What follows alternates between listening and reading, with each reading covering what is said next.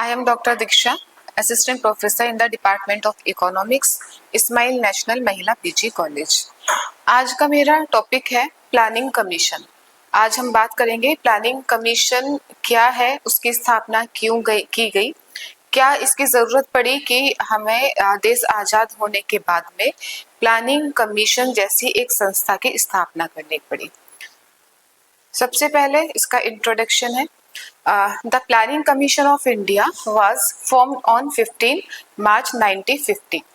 1950 15 मार्च को planning commission की स्थापना की गई थी, क्योंकि जब देश आजाद हुआ था तो देश की आर्थिक और सामाजिक स्थिति इतनी खराब हो गई थी कि चीजों को फिर से रेगुलेट करने के लिए, सही तरीके से चलाने के लिए, देश की विकास के लिए, ग्रोथ के लिए हमें एक ऐसी संस्था की आवश्यकता थी जो चीजों को तरीके से रेगुलेट करे, प्लान बनाए और सिस्टमेटिक तरीके से हम अपने गोल को अचीव कर पाए। तो उसी सब चीजों को ध्यान में रखते हुए देश की सरकार द्वारा एक संस्था बनाई गई जो एक गैर संवैधानिक, नॉन कॉन्स्टिट्यूशनल और एक ये संस्था थी जिसका मेन पर्पस था 5 इयर्स प्लान बनाना। जब भी हम कोई काम करते हैं तो उसको करने से पहले हम प्लानिंग करते हैं। वैसे ही जब हमारा यहाँ मेन फोकस था कि देश के विकास को आगे बढ़ाना है, देश की ग्रोथ को आगे बढ़ाना है, तो ग्रोथ और डेवलपमेंट को अचीव करने के लिए हम लोग किस तरीके से प्लानिंग करें ताकि हम अपने गोल को अचीव कर पाए। तो सेम जब देश आजाद हुआ, सिचुएशन इतनी ज्यादा वर्स हो गई थी कि पॉवर्टी लेवल बहुत ज्यादा बढ़ गया, अनएम्प्लॉयमेंट लेवल बहुत ज्यादा बढ़ गया, जीडीपी बहुत कम हो गया। तो ये सारी सर्कमस्टांसेस इतने ज्यादा हम लोग फेस कर रहे थे। उसी समय पर गवर्नमेंट ने एक संस्था बनाई जो कि प्लानिंग कमीशन के नाम से जानी जाती है और 15 मार्च 1950 को इसकी स्थापना की गई। इसका मेन मोटिव था 5 इयर्स प्लान को बनाना और जो देश में हमारे पास रिसोर्सेज हैं उन रिसोर्सेज का सही अनुमान लगा के उनको एलोकेट करना। इसका जो ये मेन बेस्ड है, टॉप टू बॉटम अप्रोच पर बेस्ड है। इसका मतलब ये हुआ कि जो भी पॉलिसी बनाई जाती है सेंट्रल में बनाई जाएगी और उसको इम्प्लीमेंट स्टेट लेवल पे किया जाएगा। यहाँ पर हम बात कर रहे हैं its responsibilities include formulating and overseeing the 5-year plan and taking the nation toward planned development, resource mobilization and focusing on socio-economic growth. Objective in the article. We are going to cover all about the Planning Commission, its historical background, its function and objective. इस class में हम लोग discuss करेंगे planning commission की स्थापना क्यों की गई, उसके क्या ऑब्जेक्टिव्स थे, उसके क्या फंक्शंस थे और इसकी हमें जरूरत क्यों पड़ी। नेक्स्ट आता है planning commission of India. The planning commission was an apex body established bye A government of India. Planning commission की स्थापना गवर्नमेंट ऑफ इंडिया के द्वारा की गई 1950 में under the chairmanship of prime minister Jawaharlal Nehru. उस समय पर जो उसकी चेयरमैनशिप जिनके पास थी वो हमारे देश के प्रधानमंत्री जवाहरलाल नेहरू जी के पास थी। It was a non constitutional and non statutory body. ये एक नॉन कॉन्स्टिट्यूशनल और नॉन स्टैट्यूटरी बॉडी है जिसका हमारे संविधान में कोई जिक्र नहीं है। Its purpose was to guide India economic development through structure 5-year plans. इसका जो मेन मोटिव था हमारे देश के इकोनॉमिक डेवलपमेंट को बढ़ाना था। किसके माध्यम से? 5 इयर्स प्लान के माध्यम से। जब हमारा फोकस है इकोनॉमिक डेवलपमेंट करना है, विकास करना है, तो उसके लिए हम लोगों ने एक स्ट्रेटेजी बनाई, 5 इयर्स प्लान हम लोगों ने बनाए और उनमें अलग अलग चीजों को फोकस करते हुए आगे को चीज रन की। इट्स रिस्पॉन्सिबिलिटीज इंक्लूड्स, इसके जो रिस्पॉन्सिबिलिटीज हैं वो कुछ इस तरीके से हैं। एसेसिंग नेशनल रिसोर्सेज, सबसे पहले ये जानना कि हमारे देश में कितने हमारे पास रिसोर्सेज हैं, वो चाहे नेचुरल रिसोर्सेज हो, फाइनेंशियली रिसोर्सेज हो या ह्यूमन रिसोर्सेज हैं। जितने भी हमारे पास रिसोर्सेज हैं उनका ऑप्टिमम यूज करते हुए देश के विकास को बढ़ावा देना। जो भी हमारे पास रिसोर्सेज है उनका मैक्सिमम और ऑप्टिमम यूज करना है हमारा मेन मोटिव है और उसके थ्रू देश के विकास को बढ़ावा देना है। नेक्स्ट है formulating plans and setting development priorities, formulating plans. सबसे पहले हम प्लान बनाएंगे कि हम लोगों को किस तरीके से चीज़ों जो हमारे पास रिसोर्सेज हैं किन किन चीज़ों पर एलोकेट करने हैं, किस तरीके से उनका यूज़ करना है, उस सब चीज़ों को लेके plans banana. Allocating resources for different sectors and ministries, जितने भी रिसोर्सेज हैं उनको डिफरेंट डिफरेंट सेक्टर पर और मिनिस्ट्रीज में किस तरीके से मोबिलाइज करना है, एलोकेट करना है, ये इसी का ही एक रिस्पॉन्सिबिलिटी है। जो हमारे प्रायोरिटीज सेक्टर है, हमारा एजुकेशन, हमारा हेल्थ, जो हमारे मेन जो सेक्टर्स हैं, उन सेक्टर्स पे दिए हुए रिसोर्सेज को किस तरीके से एलोकेट करें जिससे कि हमारे देश का विकास हो। Monitoring plan implementation and making mid course correction, हमारे जितने भी प्लान बनाए जा रहे हैं उसको किस तरीके से इम्प्लीमेंट करना है, उस चीज को मॉनिटर करने का काम हमारा प्लानिंग कमीशन के पास में था। Advising the government on policy matters concerning development, government को एडवाइज करना, गवर्नमेंट को एडवाइज करना कि कौन कौन से सेक्टर्स पे हमको मेन फोकस करना चाहिए जिससे कि हम अपने विकास को, वृद्धि को बढ़ा सके। पॉलिसी जब बनाई जाती है तो उसके पीछे बहुत सारी चीजों को ध्यान में रखा जाता है। उन सब पॉलिसी को बनाने से पहले जो एक्सपर्ट थे वो उनको एडवाइज करते थे।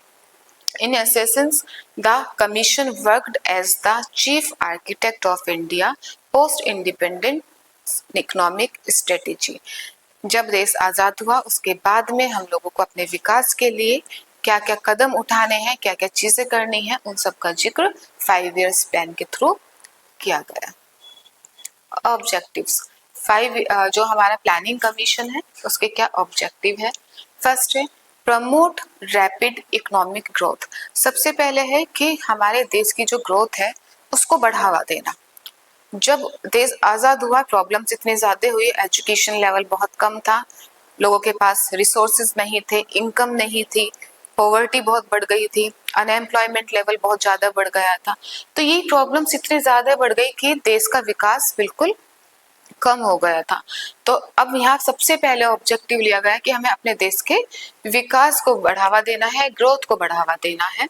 नेक्स्ट है रिड्यूस पॉवर्टी एंड अनएम्प्लॉयमेंट, उस समय पॉवर्टी और अनएम्प्लॉयमेंट का लेवल बहुत पीक पे चला गया था, बहुत बढ़ गया था। तो उन प्रॉब्लम से बाहर निकलने के लिए प्लानिंग कमीशन की स्थापना की गई। प्लानिंग कमीशन का मोटिव था कि हमें अपने देश की जो सिचुएशन खराब हो गई है उससे किस तरीके से ओवरकम करें, किस तरीके से चीजों को सुधारा जाए। तो सबसे पहले गरीबी को कम करना, और गरीबी कब कम होगी, जब लोगों को रोजगार दिया जाएगा, जब लोगों के पास रोजगार होगा, उनको इनकम मिलेगी तो अपनी वो बेसिक नीड्स कंप्लीट कर पाएंगे। बेसिक नीड्स कंप्लीट होगी तो कहीं ना कहीं पॉवर्टी का लेवल भी कम होता जाएगा। एंश्योर बैलेंस्ड रीजनल डेवलपमेंट, देश के रीजनल डेवलपमेंट को बैलेंस करना। जो डिफरेंट डिफरेंट स्टेट्स हैं हर किसी को एक ही गति से लेके चलना, सभी के विकास पे फोकस करना, हर एक समाज को, हर एक सेक्टर को बढ़ावा देना। मॉडर्नाइज एग्रीकल्चर एंड इंडस्ट्री, जब देश आजाद हुआ तो सबसे पहले उस समय हमारी डिपेंडेंसी एग्रीकल्चर सेक्टर पर थी, बिकॉज देश की most of population rural area में निवास करती थी, गांवों में निवास करती थी। तो उनके पास जो रोजगार का सिंगल साधन था वो एग्रीकल्चर सेक्टर था। मोस्ट ऑफ पॉपुलेशन हमारा एग्रीकल्चर सेक्टर में इंगेज थी, लेकिन एग्रीकल्चर सेक्टर उस समय अच्छे से ग्रो नहीं कर पा रहा था, बहुत सारी प्रॉब्लम्स फेस करनी पड़ रही थी। इसी वजह से जो प्रॉब्लम से, जो ड्रॉबैक्स थे, न्यू टेक्नोलॉजी वगैरह उसमें लॉन्च करना, एग्रीकल्चर सेक्टर को बढ़ावा देते हुए साथ साथ इंडस्ट्री सेक्टर को भी बढ़ावा देने की बात की गई। इम्प्रूव लिविंग स्टैंडर्ड्स, जो देश की जनसंख्या थी, जो पॉपुलेशन थी, उनका स्टैंडर्ड ऑफ लिविंग को बढ़ावा देना, उनका एजुकेशन, उनका हेल्थ, उनकी जो बेसिक नीड्स है उन सब चीज़ों को बढ़ावा देना, अच्छा खान पीन देना, उनका जो लाइफ स्टाइल है उसको इम्प्रूव करना, ये सारी चीज़ें हमारे प्लानिंग कमीशन में के ऑब्जेक्टिव्स में है। नेक्स्ट आता है composition of planning commission in India. Planning commission का स्ट्रक्चर क्या है, कंपोजिशन क्या है। सबसे पहले जो प्लानिंग कमीशन के अध्यक्ष होते हैं, चेयरमैन जो होते हैं, वो होते हैं देश के प्रधानमंत्री। जिस समय 5 ईयर प्लान की बात हो रही है, उस समय जो भी हमारे देश के प्रधानमंत्री होंगे वही उसके अध्यक्ष होते हैं। The Prime Minister served as chairman of the Planning Commission and presided over the meetings. जो प्लानिंग कमीशन का अध्यक्ष देश का प्रधानमंत्री होते हैं, जो उस समय मीटिंग्स होती है उन मीटिंग्स को रेगुलेट करना, उन सब पे नजर रखना, उनकी अध्यक्षता करना देश के प्रधानमंत्री का ही कार्य होता है।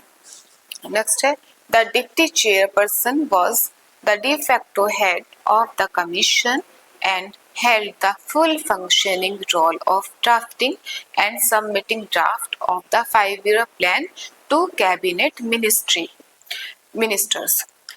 एक हमारे चेयरमैन होते हैं, उससे अलग डिप्टी चेयरमैन भी होते हैं जो 5 इयर्स प्लान को का ड्राफ्ट हमारा रेडी करते हैं, जो बात करते हैं कि जो 5 इयर्स प्लान बना जा रहे हैं उन पर क्या क्या चीज़ों पे हमें फोकस करना है, किस तरीके से उन्हें रेगुलेट करना है, किस कौन कौन सेक्टर्स पे हमें बढ़ावा देना है, वो सारी चीज़ें हमारे ये करते हैं।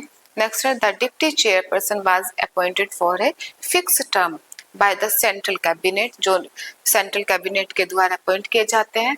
He held the position equivalent to that of cabinet minister. Also, he did have any voting power. Part-time members include some central minister. इसमें part-time members को भी शामिल किया जाता है। और finance minister and planning minister were ex officio member. एक finance minister और प्लानिंग मिनिस्टर्स भी इसमें शामिल किए जाते हैं। अब बात करते हैं function of the planning commission of India. Planning commission के क्या क्या कार्य होते हैं, फंक्शन होते हैं, इसकी बात करते हैं। फर्स्ट है the primary function of the planning commission. सबसे पहले जो कार्य है प्लानिंग कमीशन का वाज टू फॉर्मुलेट 5-ईयर प्लान। सबसे पहला कार्य जो है 5 इयर्स प्लान बनाना है। These plans outline specific targets, strategy and investment for various sector। ये जो प्लान बनाए जाते हैं स्पेसिफिक, इसमें टारगेट किया जाता है कि हमें कौन कौन सेक्टर पे टारगेट करना है, एक रणनीति बनाई जाती है किस तरीके से कार्य करना है, इन्वेस्टमेंट किया जाता है फॉर वेरियस सेक्टर, जो जो सेक्टर्स बहुत इंपॉर्टेंट है उन सेक्टर्स पर हमारा 5-ईयर प्लान के थ्रू इन्वेस्टमेंट भी किया जाता है। The Planning Commission conducted regular assessment of India resources. These include natural resources, human resources, financial resources। जितने भी हमारे पास रिसोर्सेज हैं उन सबको मॉनिटर करना, मॉनिटर करने के साथ साथ उनको एलोकेट करना in different different sectors, depends on priority. जिस सेक्टर में जिस चीज की आवश्यकता होगी उसके बिहाफ पर इन रिसोर्सेज को मोबिलाइज करना और एलोकेट करना। The Planning Commission played a central role in priority development program. It allocated resources across various sector। जितने भी हमारे पास रिसोर्सेज हैं उनको डिफरेंट डिफरेंट सेक्टर्स पर डिपेंड्स ऑन प्रायोरिटी उनको एलोकेट करना और डिफरेंट प्रोग्राम्स भी also banana. The Planning Commission established monitoring mechanism to track the progress of 5-year plan. It identified bottlenecks and assessed the effectiveness of implementation program। इसमें 5 years plan को बनाते बनाते उनके साथ मेन जो चुनौतियां आती हैं, जो परेशानियां होती हैं, उन पे भी फोकस करना और आगे जो हमारा टारगेट है उसको आगे बढ़ावा देना। The Planning Commission facilitated coordination and collaboration between various government ministry and department। different ministry और departments को आपस में कोलैब्स करना कि हम ऐसी रणनीति अपनाएं जिससे हम अपने विकास को, अपने ग्रोथ को आगे बढ़ा सके। The Planning Commission encouraged research and innovation in various fields। Planning commission जो है इस चीज पे फोकस भी करता है कि देश में रिसर्च एंड इनोवेशन या R&D पे इन्वेस्टमेंट किया जाए। R&D जितना अच्छा होगा, जितना ज़्यादा एक्सपेंडिचर R&D पे होगा, उसका पॉजिटिव इम्पैक्ट हमारी ग्रोथ पे पड़ता है। This involved supporting research institution and funding research project and promoting technology adoption. Research पे फोकस करना, रिसर्च को बढ़ावा देना। अभी करंट में भी AI पे बहुत ज़्यादा फोकस किया जा रहा है, टेक्नोलॉजी पे फोकस किया जा रहा है। तो जितना ज़्यादा हमारा AI और रिसर्च को बढ़ावा मिलेगा, उतने ही ज़्यादा हमारे देश की ग्रोथ पॉजिटिव सेंस में जाएगी। The planning commission provided economic advice to the government on various policy matters. जब पॉलिसी बनाई जाती है तो उन पॉलिसी से पहले उनको एडवाइस करने का कार्य भी प्लानिंग कमीशन के द्वारा किया जाता है। The Planning Commission aimed to achieve balanced regional development across India. It addressed disparity between state and region. जो भी हमारे डिफरेंट स्टेट्स में, रीजन में जो डिस्पैरिटी हो रही है, उन सबके गोल को बैलेंस, जो हमारा गोल है, जो ग्रोथ है, जो डेवलपमेंट है, उनको बैलेंस करना, हर एक सेक्टर को बढ़ावा देना। The planning commission advocated for the empowerment of marginalised group. This include women, minority and disadvantaged community. ऐसे सेक्टर्स पे या ग्रुप पे भी फोकस करना जिसको हमारे यहाँ पर इन्वेस्टमेंट की, उनको प्रॉपर गाइडेंस की, रिसोर्सेज की आवश्यकता है, चाहे उसमें वीमेन है, माइनॉरिटीज है, जितने भी ऐसी कम्युनिटीज हैं जिनके पास में फंड नहीं है, रिसोर्सेज नहीं है, वो सारी चीजें भी उन तक पहुंचाना। The planning commission encouraged public participation in the planning process. जो भी प्लानिंग प्रोसेस की जाती है, पॉलिसी बनाई जाती है, उसमें पब्लिक पार्टिसिपेशन भी होना चाहिए। It recognised the importance of involving stakeholder in decision making. Stakeholders को भी इसमें पार्टिसिपेट करने का मौका दिया जाना चाहिए।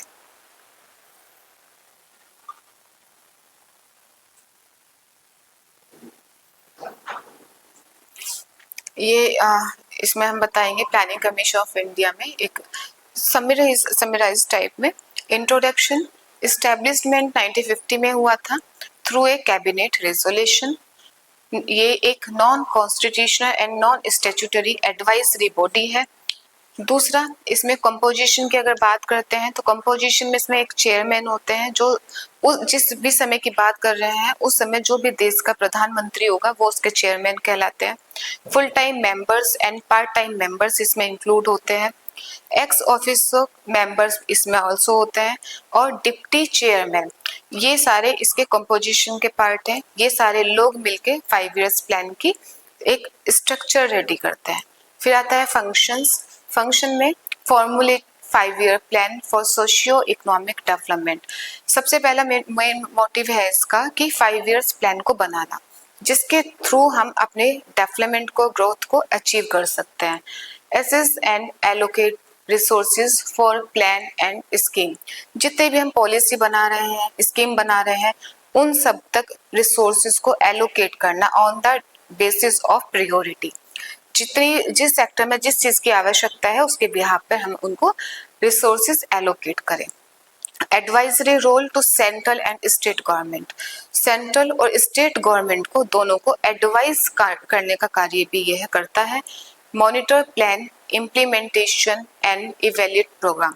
जितने भी प्रोग्राम्स किए जाते हैं, पॉलिसी बनाई जाती है, उसको इम्प्लीमेंट करना और इम्प्लीमेंट करने के साथ साथ में उसको इवेल्यूएट करने का कार्य भी 5 इयर्स प्लान में किया जाता है। नेक्स्ट आता है replacement bye NITI Aayog. Replaced by NITI Aayog national institution for transforming India on January 2015।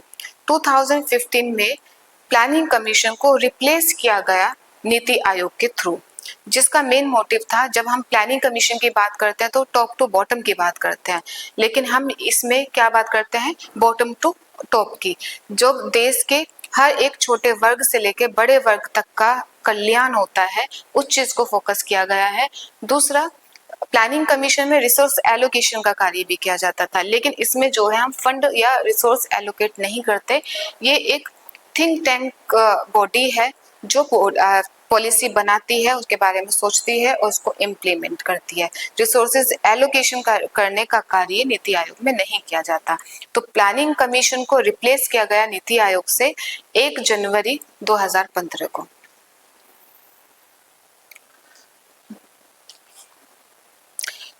NITI Aayog के बारे में, the Niti Aayog established as a successor to the planning commission. पहले प्लानिंग कमीशन के रूप में कार्य कर रहा था, लेकिन उसके बाद जब हमारी गवर्नमेंट चेंज हुई, गवर्नमेंट चेंज होने के बाद में इसको प्लानिंग कमीशन की जगह नीति आयोग बना दिया गया। Marks a transforming shift in India policy making framework. It adopts a bottom up participatory approach. Planning commission की जो अप्रोच थी टॉप टू बॉटम थी, लेकिन जो नीति आयोग की अप्रोच थी वो बॉटम टू टॉप थी। पहले पॉलिसी बनाई जाती थी सेंट्रल में, जो स्टेट में लागू की जाती थी, लेकिन यहाँ पे फोकस किया जा रहा है कि स्टेट के साथ साथ सेंट्रल में भी सारी चीजों को एक साथ रेगुलेट करके चलना। और फोकस एक ही था कि एक सस्टेनेबल डेवलपमेंट करना, सस्टेनेबल डेवलपमेंट के साथ साथ में ग्रोथ को बढ़ावा देना। हमारे देश की जो उस समय की प्रॉब्लम्स थी, पॉवर्टी, अनएम्प्लॉयमेंट, जितनी भी प्रॉब्लम्स थी, उन सबको खत्म करना।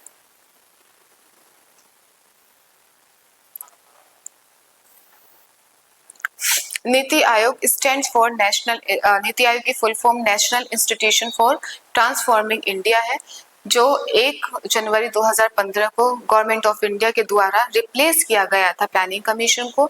It serves as the apex public policy think tank of the country, focusing on cooperation, federation, innovation and evidence based policy making.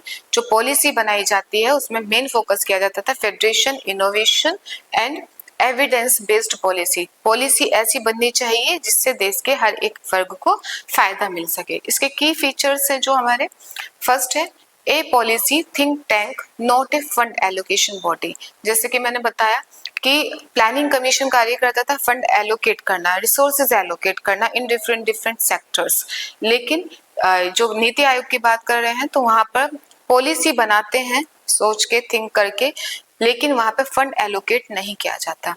दूसरा है promotes bottom up planning with state involvement. जब पॉलिसी बनाई जाती है तो बॉटम टू अप बनाई जाती है, जिसमें स्टेट्स को भी इन्वॉल्व किया जाता है, पार्टिसिपेट किया जाता है। नेक्स्ट है encourage innovation, digital governance and sustainable development. Main motives जब इसमें रखे गए कि इनोवेशन, हमारे नव प्रवर्तन को बढ़ावा देना, डिजिटल गवर्नेंस को बढ़ावा देना, साथ ही सस्टेनेबल डेवलपमेंट को बढ़ावा देना। डिजिटल गवर्नेंस और इनोवेशन, सस्टेनेबल डेवलपमेंट की जब बात करते हैं तो हमारा देश की ग्रोथ और डेवलपमेंट ऑटोमेटिक पॉजिटिव सेंस में बढ़ती है।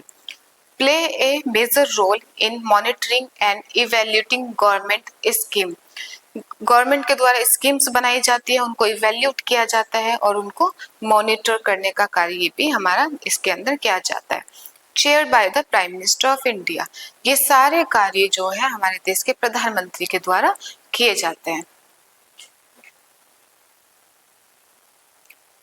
अब यहाँ बात करते हैं difference between NITI Aayog and planning commission. Planning commission और नीति आयोग में मेजर डिफरेंसेस क्या है? जो पहले प्लानिंग कमीशन कार्य करता था वो क्या थे, और जो अब उसको रिप्लेस करके नीति आयोग बनाया गया है, दोनों में क्या डिफरेंस है? सबसे पहले एस्टैब्लिशमेंट की बात करते हैं। नीति आयोग 2015 में आया और प्लानिंग कमीशन 1950 में। जब देश आजाद हुआ उसके तुरंत बाद ये जरूरत महसूस हुई कि देश की इकोनॉमिक ग्रोथ के लिए, डेवलपमेंट के लिए, सोशल डेवलपमेंट के लिए एक ऐसी संस्था की स्थापना की जाए जिससे कि देश की डेवलपमेंट को बढ़ावा दिया जा सके। तो प्लानिंग कमीशन 1950 में और नीति आयोग 2015 में आया। इनका जो नेचर है, NITI Aayog policy think tank का कार्य करता है, जबकि planning commission centralised bye planning body. ये एक प्लान करके 5 इयर्स प्लान बनाता है। अप्रोच क्या है? NITI Aayog bottom to up की बात करता है, कोऑपरेटिव फेडरलिज्म की बात करता है, और planning commission top to down की बात करता है और सेंट्रलाइज्ड प्लानिंग की बात करता है। फंड एलोकेशन पावर्स जो होती है, नीति आयोग के पास फंड एलोकेशन करने की कोई पावर नहीं है, नो फंड एलोकेशन रोल। उनका कार्य जो है फंड एलोकेट करना नहीं होता, जबकि प्लानिंग कमीशन में had powers to allocate fund to state and minister on the basis of priorities and necessary, जो भी उस समय की आवश्यकता होगी उसके बिहाफ पर फंड और रिसोर्स एलोकेट करने का कार्य भी प्लानिंग कमीशन करता था, जो कि नीति आयोग नहीं करता है। प्लानिंग मॉडल, नीति आयोग कोई 5 इयर्स प्लान नहीं बनाता, promotes medium and long term strategy. Planning commission formulate करता था 5 इयर्स प्लान को। फोकस एरिया जो हमारा है, NITI Aayog innovation, technology, monitoring, sustainable development पे फोकस करता है। Planning commission industrial growth, infrastructure और पॉवर्टी एलिवेशन की बात करता था। State involvement, active participation through governing counselling जो नीति आयोग में किया जाता है, और limit involvement of state planning commission में किया जाता है। स्ट्रक्चर जो नीति आयोग का है वो डायनामिक और फ्लेक्सिबल है, जिसको चेंज किया जा सकता है जरूरत के हिसाब से, लेकिन प्लानिंग कमीशन का ये नहीं था। चेयरमैन दोनों का ही, जो प्राइम मिनिस्टर होता है वही होता है, और की initiative Atal innovation mission SDG index India @75, ये हमारा इसका मेन इनिशिएटिव है नीति आयोग का। और प्लानिंग कमीशन का जो मेन होता था 5 इयर्स प्लान को बनाना। अभी हमने बात की है प्लानिंग कमीशन की, जो किस तरीके से बनाया गया, क्या उसकी जरूरत पड़ी, क्या बैकग्राउंड रहा, क्या उसके कार्य हैं, फंक्शंस हैं, ऑब्जेक्टिव है, और उसको फिर बाद में बदल के नीति आयोग कर दिया गया। अब हमारा इसमें मेन फोकस किया गया है 5 इयर्स प्लान पर। तो आज अभी इसी लेक्चर में मैंने प्लानिंग कमीशन, नीति आयोग के बारे में बताया है। नेक्स्ट लेक्चर में हम 5 इयर्स प्लान की बात करेंगे। Thank you so much.